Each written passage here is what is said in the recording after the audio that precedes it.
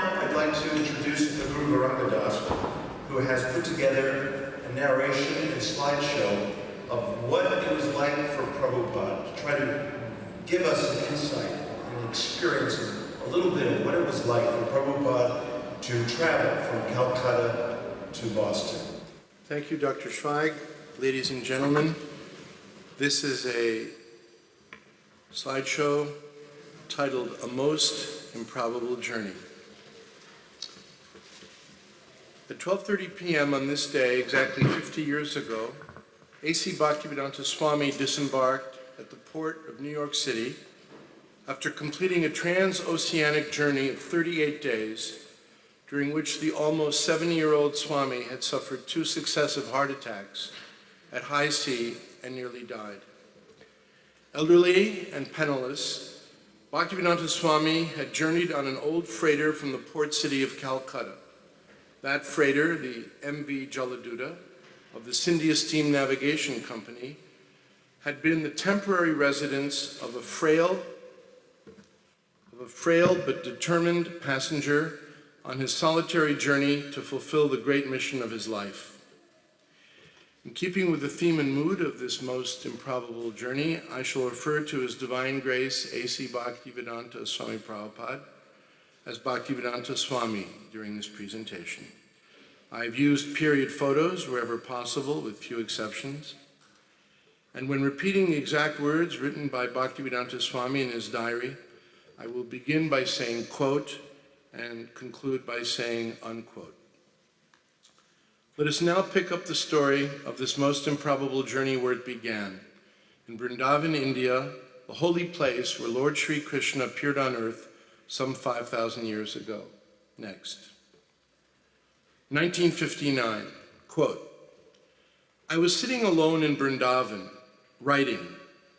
My godbrother insisted to me, Bhaktivedanta Prabhu, you must do it. Without accepting the renounced order of life, nobody can become a preacher. So he insisted. Not he insisted, practically my spiritual master insisted. He wanted me to become a preacher, so he forced me through this godbrother. So, unwillingly, I accepted, unquote. Next. A.C. Bhaktivedanta Swami in the early 1960s in Vrindavan. Next.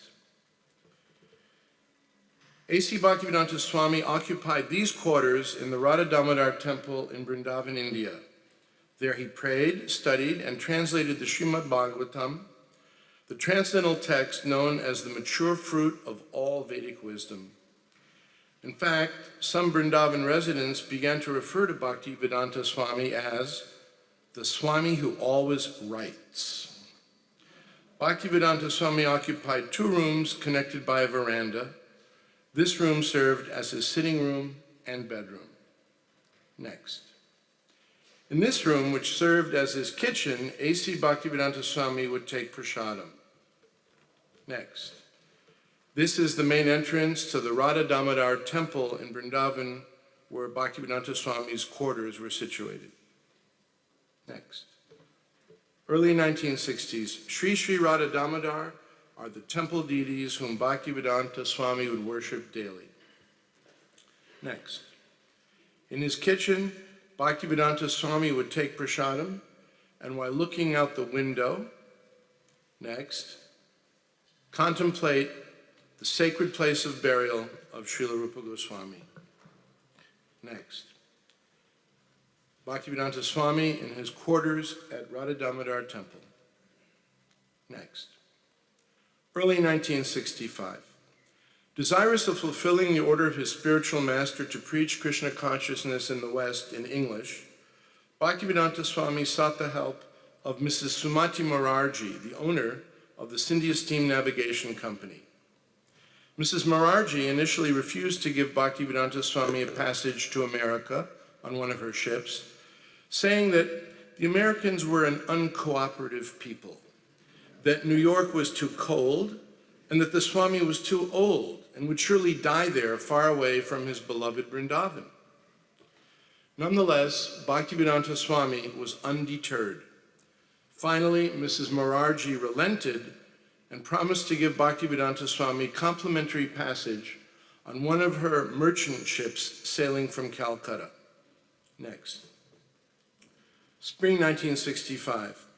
For his impending trip to America, Bhaktivedanta Swami convinced the Scindia Steam Navigation Company to finance the printing of a presentational leaflet titled Srimad Bhagavatam, India's Message of Peace and Goodwill. Next. Friday, July 30th, 1965. Bhaktivedanta Swami receives his passport for travel to America. Even a casual viewer is able to discern the intense determination etched into his lotus face. Next. Sunday, August 1st, 1965. Quote, to start for Calcutta via Nagpur at 19 hours in the evening.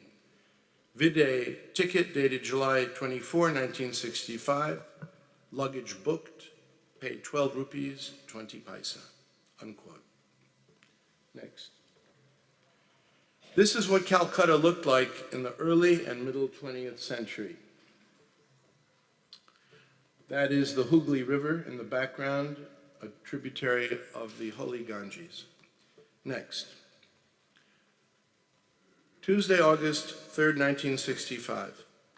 Upon arrival at the Howrah train station 2 days later, Bhaktivedanta Swami would have traversed the Howrah Bridge across the Hooghly on his way to the Bungar Dharmashala, an Indian religious rest house for pilgrims located at 65A Pachurya Gata Street, indicated by the green marker. He would stay there for 3 nights before going to Sridham Mayapur. Next. Wednesday, August 4th, 1965. Bhaktivedanta Swami received his complimentary ticket for passage aboard the MV Jaladuta from Calcutta to New York. This is what it looked like. Next. Friday, August 6th, 1965. Quote, morning to start for Mayapur and return back in the evening. Next. Bhaktivedanta Swami paid a last visit to the Samadhi tomb of Srila Bhaktisiddhanta Saraswati to seek the blessings of his spiritual master before embarking on the great trip ahead. Next. Tuesday, August 10th, 1965. Quote, to start for USA by MV Jaladuta from Calcutta Port, King George's Dockyard. Unquote. Next. Thursday, August 12th, 1965. The Lord's Message Goes to America was the title of a brief newspaper article published in the Dainik Basmati, a Bengali language newspaper, announcing the departure of A.C. Bhaktivedanta Swami to the West. Quote from the newspaper. Lord Sri Krishna Chaitanya Mahaprabhu said, Pritiviti ache jata nagaradigram sarvatra prachor hoibe morinam. That prophecy is going to be fulfilled now. The article continued, quote, Srimad Bhaktivedanta Swami, a resident of Vrindavan, has translated into English in 60 volumes with word-for-word meaning and purports. Before this great work could be appreciated by his countrymen, people from far-off America have expressed their admiration for his supernormal achievement and have invited him so that they may meet him in person and acquaint themselves with his work.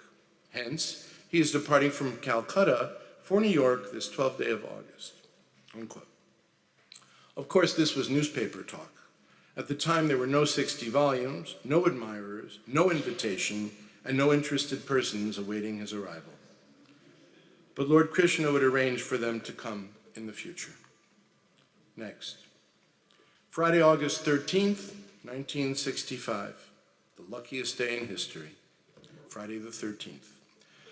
Bhaktivedanta Swami leaves the Pilgrim Guest House up on Pachurya Gata Street, the green marker, taking a taxi through the Maidan to reach King George's Dock, red marker, where the MV Jaladuta lies moored. Next.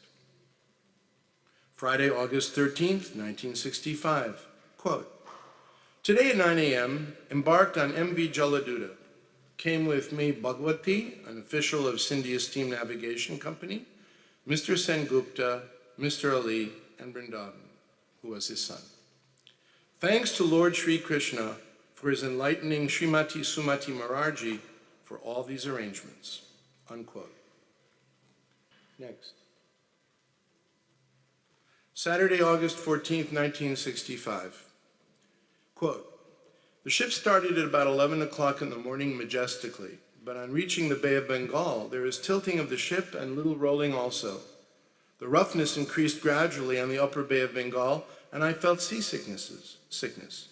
There was vomiting tendency and dizziness, and I felt uncomfortable the whole day and night. The sea was foamy all through. It appeared like a big plate of water extending to 40 square miles, but factually was endless, so today. It is a vivid example of God's Maya because it appears like something, but factually it is something else." Unquote. Next. This is the itinerary of Bhaktivedanta Swami along the eastern coast of India down to Colombo in Ceylon, today known as Sri Lanka. Next. Tuesday, August 17th, 1965. Quote, "The captain informed me that by next 6 hours we shall reach Colombo port. Today I was better." Unquote. Next. Wednesday, August 18th, 1965. Quote, "I went to see the Colombo city. Then a car was arranged for me to go around the city. I saw the Parliament House, next, and the town hall, and passed through very nice clean roads and bazaars." Next. Friday, August 20th, 1965. Steaming from Colombo, Ceylon, point A, through the Laccadive Sea to Cochin, point B. Quote, "Today the captain arranged for a meeting on board the MV Jaladuta on account of Janmashtami Day, and I spoke for an hour on the philosophy and teachings of Lord Sri Krishna. All the officers attended the meeting, and there was distribution of prasadam. The matter was radiographed to Sumati Mararji in Bombay." Unquote. Saturday, August 21st, 1965. Still on this itinerary to Cochin. Today is Bhaktivedanta Swami's 69th birthday. He makes no entry of it in his diary. Evidently, he did not consider it worth mentioning. Next. Sunday, August 22nd, 1965, quote, "At about 10 a.m., we are now in the dockyard of Cochin," unquote. Next. Sunday, August 22nd, 1965, quote, "Two big islands known as Cochin and Ernakulam are joined by an iron overbridge.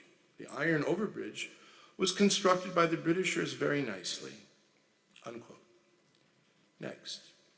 Sunday, August 22nd, 1965. Quote, "There is a nice park on the bank of the Gulf, and it is named Subhash Bose Park. It is good that Subhash Babu is popular in this part of the country." Unquote. Next. Sunday, August 22nd, 1965. Quote, "I saw my books from Bombay arrived in 5 cases, and the agents loaded them on the ship at 4 p.m. Unquote. Next. As the Jaladuta was steaming across the Indian Ocean towards the Red Sea, Bhaktivedanta Swami encountered great difficulty. In the previous days, he had noted in his diary, quote, "Rain, seasickness, dizziness, headache, no appetite, vomiting," unquote. But on August 25th, he wrote, quote, "Beginning from today, down," unquote. His symptoms persisted, but it was more than seasickness. Pains in his chest made him think he would die at any moment. In 2 days, Bhaktivedanta Swami suffered 2 heart attacks. As Satsvarup Goswami wrote in Prabhupada Lilamrita, quote, "One night, A.C. Bhaktivedanta Swami had a dream. Lord Krishna and his incarnations were rowing a boat, and Krishna told Prabhupada that he should not fear, but should come along. Prabhupada felt assured of Lord Krishna's protection, and the violent attacks did not recur." Next. Tuesday, August 31st, 1965, quote, passed over a great crisis in the struggle for life and death. A separate statement has to be written on this crisis, unquote. To the best of our knowledge, no such statement was made. Evidently, Bhaktivedanta Swami saw no need to do so. Next. This is a satellite view of the Red Sea, Gulf of Suez.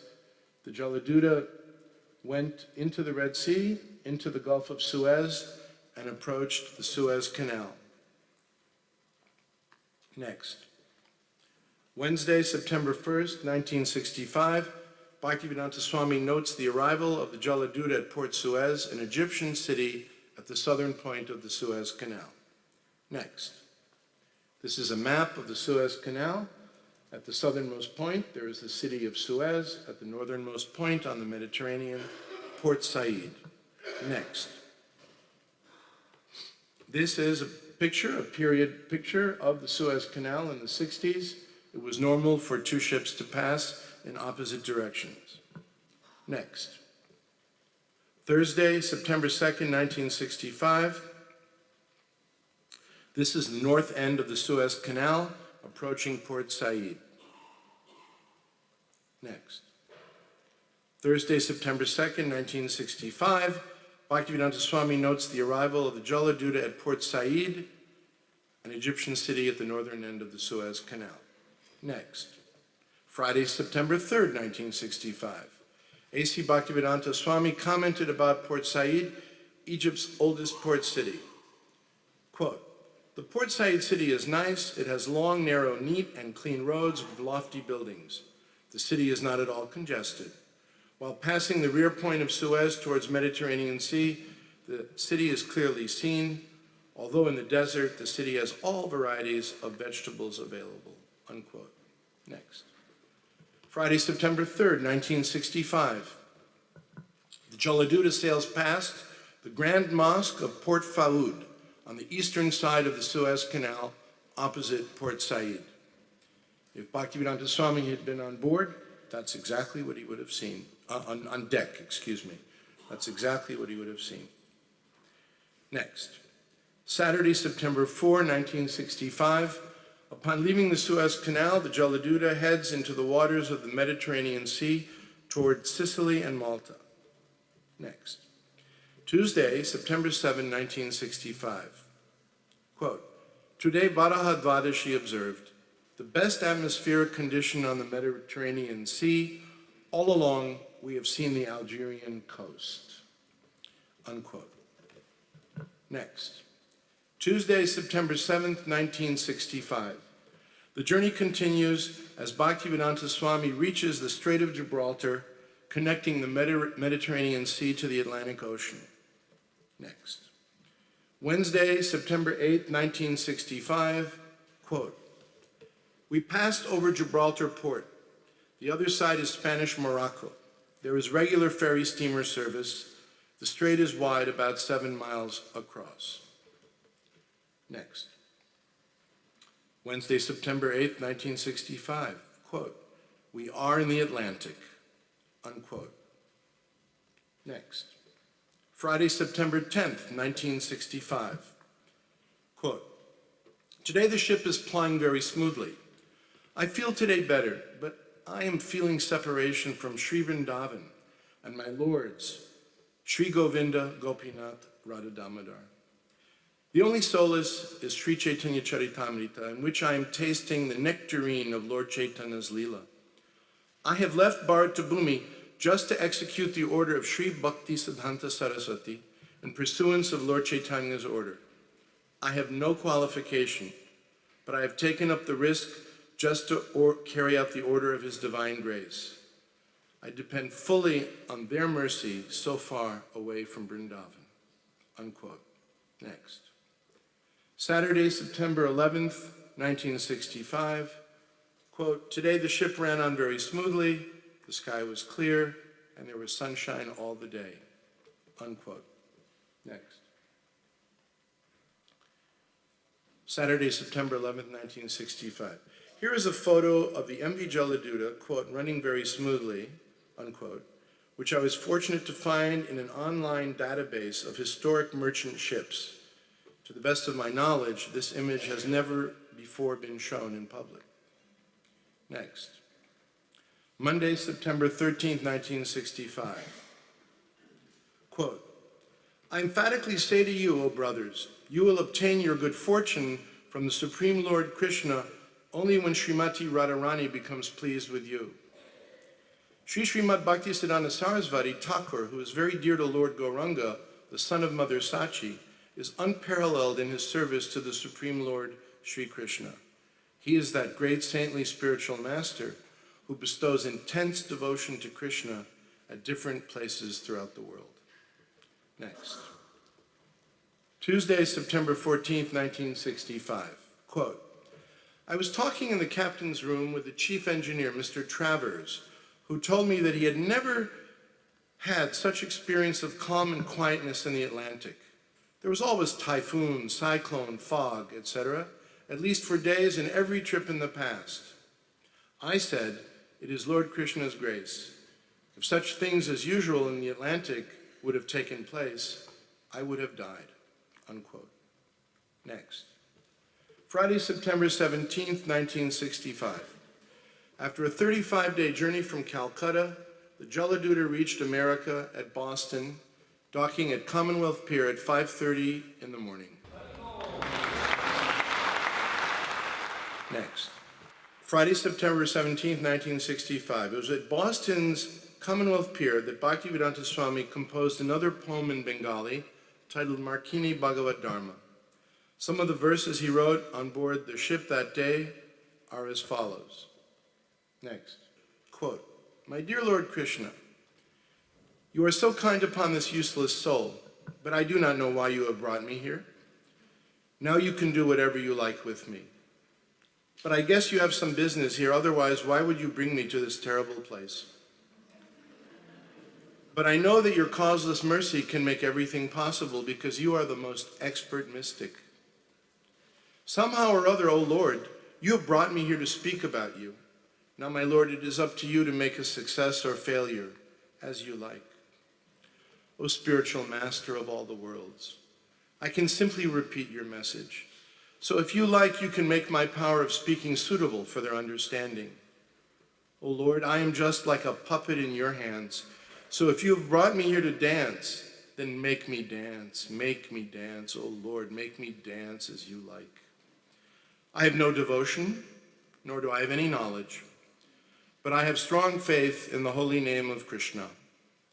I have been designated as Bhaktivedanta, and now if you like, you can fulfill the real purport of Bhaktivedanta.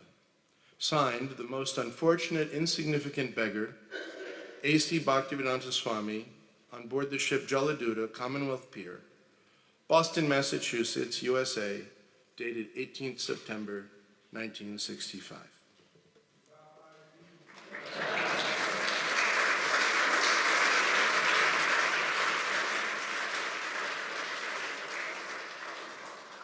Next, Sunday, September 19th, 1965. Quote, today is the 38th day of our journey, and we reached New York port at 12:30 p.m., about 3 hours later than the scheduled time, unquote. Next. Sunday, September 19th, 1965. The Jaladuta finally sailed into New York Harbor and docked at a pier in Brooklyn. The elderly and frail Swami, who disembarked that day, exactly 50 years ago today, had traversed 2 oceans, sailed past many countries, and suffered 2 heart attacks, carrying with him only 40 rupees and an Indian steel trunk full of Bhagavatams. He had fulfilled the order of his Guru Maharaj and was now poised to start a Krishna conscious revolution in the West, which would spread all over the world. Next. Total distance, 2,000 kilometers by land and 20,000 kilometers by water. The end. Thank you for your attention.